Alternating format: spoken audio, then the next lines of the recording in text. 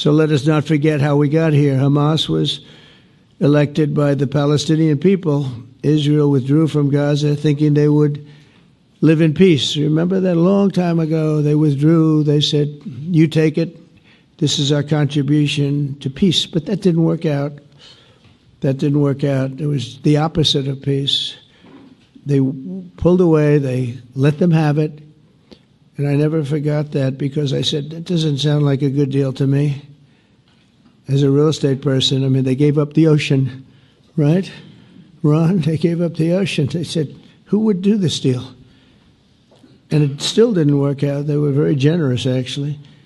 And they gave up the most magnificent piece of land in many ways in the Middle East. And they said, all we want to do now is have peace. And that request was not honored.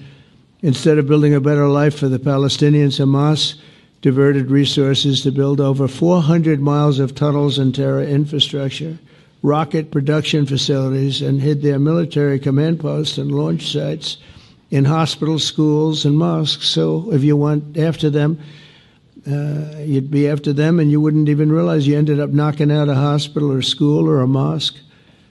That terrible thing, terrible, terrible way to have to fight.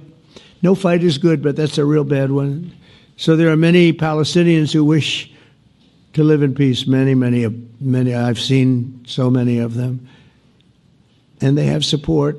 And I challenge the Palestinians to take responsibility for their destiny, because that's what we're giving them. We're giving them responsibility for their destiny, fully condemn and prohibit terrorism and earn their way to a brighter future. They don't want the life that they've had. They've had a rough life with Hamas.